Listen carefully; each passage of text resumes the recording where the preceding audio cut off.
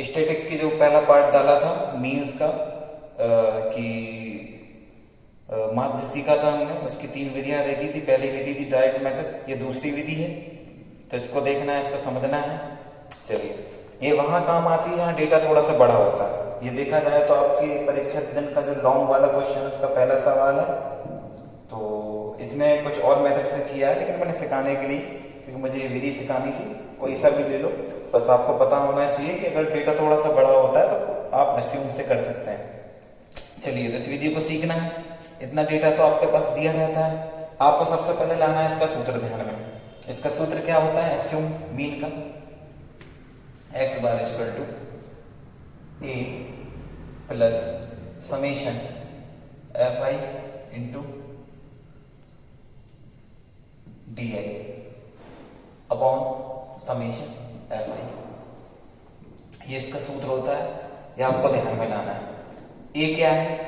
ए है assume mean, जो आप मानते हो, तो धीरे धीरे करके सीखेंगे, ठीक है। अब आपको क्या क्या है? ए तो ठीक है, वो दिख जाएगा आपको। आपको लाना है डी। आपको क्या चाहिए? डी। डी कैसे आता है? तो उसका प्रोसेस, अगर उस वो प्रोसेस आपको याद है तो पूरा सवाल आपसे बन जाएगा। देखो, सबसे पहले तो हमको वही एक्स आई निकालना पड़ेगा, जिसको हम बोलते हैं हिंदी में वर्ग चिन्ह या क्लास मार्क, जो हमने पहले सीख रखा है। कैसे निकालते हैं? इन दोनों को प्लस करके बटे दो, तो 15 और 5 हो जाएगा 20, 20 का बटा 2 करोगे तो 10, ठीक है। और ये हो जाएगा अपना 40, 40 का आधा 20,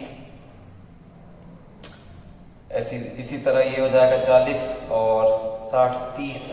फिर बस आपको पता है 10-10 का डिफरेंस चल रहा है, चलते रहो। 40 50 और ये 60। ये आपका है, आपके आना है क्लास मार्क। यहाँ तक कोई दिक्कत होगी नहीं आपको, क्योंकि ये आपने ऑलरेडी पहली वीडियो में देख चुके हैं। अब इसके बाद आपको केवल क्या है, इनमें से एक वैल्यू को अस्यूम्ड करना है। अस्यूम्ड का मतलब मानना है, जिसको आप बोलोगे अस्यूम्ड मीन, मतलब कल्पित माध्य। आपने कल्पना करी है कि ये माध्य हो सकता है। अब इनमें से सबसे बड़ा सवाल है कौन सा चुने, तो ऐसी वैल्यू चुनना जो बीच में हो। जैसे मान लो अगर आपके पास 5 संख्या होती, 1 2 3 4 5, तो 2 ये हटा दो, 2 ये हटा दो, बीच की है, इसको आप मान सकते हो कल्पित माध्य। ऐसे यहाँ पर देखेंगे, यहाँ पर संख्या कितनी है? 1 2 3 4 5 6, ठीक है। बीच में अब ये दोनों संख्या आ गई, ऊपर की 2 हटा दो, नीचे की 2 हटा दो। अब सवाल ये है कि इनमें से कौन सा चुने, तो देखिए कोशिश करना चाहिए कि छोटा जो है उसको चुनो, इससे कैलकुलेशन कम होता है, और कैलकुलेशन कम होता है तो गलतियों की संभावना कम होती है। चलिए, तो मैंने इसको मान लिया है अपना, अस्यूम्ड कर लिया है, अस्यूम्ड मीन। यही होती ए की वैल्यू। ये जो ए दिख रहा है आपको फॉर्मूले में, ए की वैल्यू जो है ये अस्यूम्ड करने होती है। अब 40 भी कर सकते हो, आंसर वही आएगा, कोई दिक्कत नहीं। मैंने छोटी इसलिए ली है ताकि अपन कैलकुलेशन से कम बचे, ठीक है। ओके, चलिए ये हो गया। उसके बाद आपको अब क्या चाहिए? डी। चलिए, डी आई। डी आई कैसे निकलता है वो देख लीजिए। एक्स आई मतलब वर्ग चिन्ह में से आप ए को, मतलब ये आपने अस्यूम्ड किया, उसको अगर आप घटाएंगे तो आपके पास डी आई निकल आएगा। चलिए देखते हैं। तो एक्स आई की वैल्यू 10 है, 10 में से आपको घटाना है 30, तो आपके पास आएगा 20। 20 में से घटाना है 30, आपके पास आएगा माइनस का 10। 30 में से 30 आएगा 0। 40 में से 30 10। 50 में से 30 20।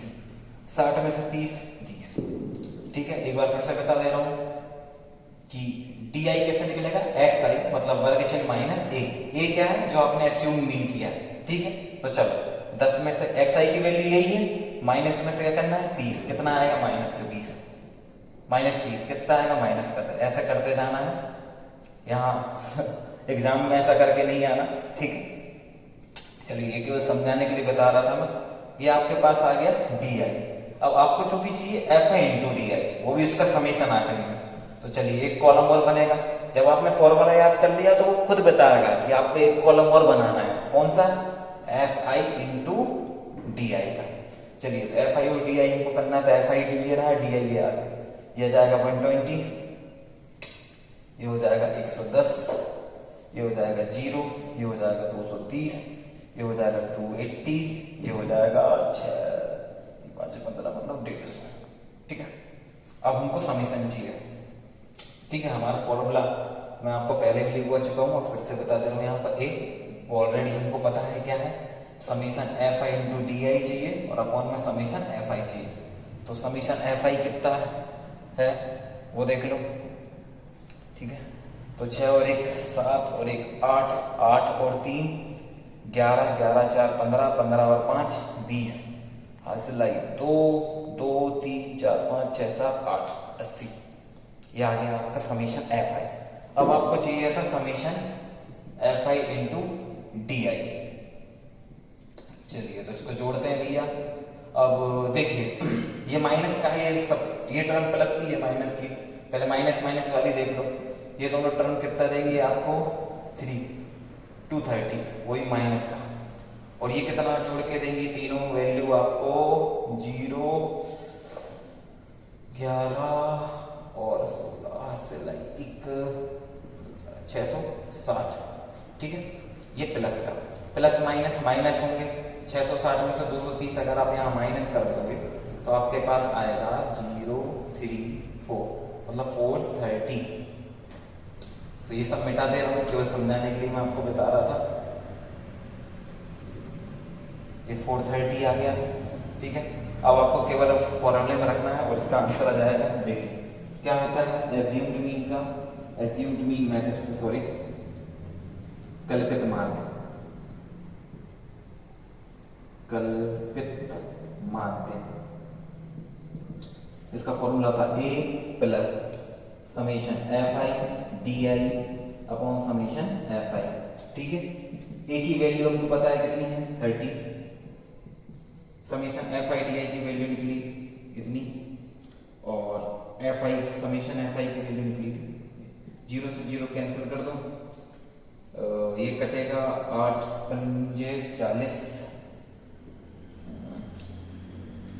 5। ठीक है, फिर बचेगा 3 पॉइंट लगाना पड़ेगा, और 8 तिया 24, फिर बचेगा 6, 8 का तो 56। ठीक है, इसमें बस 2 पॉइंट के 2 अंकों बाद अगर आ जाता है तो बस वो ले लेना चाहिए, ज़्यादा नहीं करना चाहिए। तो इसमें जोड़ोगे तो ये हो जाएगा 35.37, और चाहो तो आप इसको 1 बढ़ा के 8 ऐसा लगा कर सकते हो। यही आपका फाइनल आंसर है।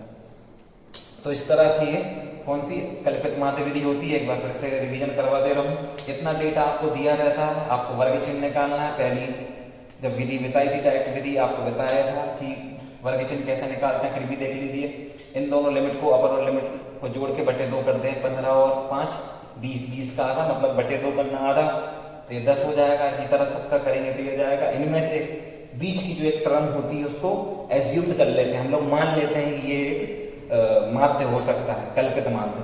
तो हमने 30 मान लिया है। ठीक है, फिर उसके बाद डी आई निकालना होता है, क्योंकि हमको डी आई तो चाहिए, F i into d I. D आई कैसा होता है, वर्ग चिन्ह में से एज्यूम्ड मान को घटा देने पर आपका क्या निकल आएगा, डी आई का। बस डी आई हो जाएगा, फिर एफ आई इंटू डी आई आप इंटू कर देंगे, वैल्यू आएगी इसका समीशन, इसका समीशन, इसमें रख देंगे, आपके पास आंसर आ जाएगा। तो इस तरह से ये विधि खत्म होती है, एज्यूम्ड मीन मेथड। इसको 2-3 बार आप करके देखेंगे, ये आपसे बन जाएगी। ये इंपॉर्टेंट है परीक्षा की दृष्टि से, इसलिए आपको करना ही करना है। Thank you.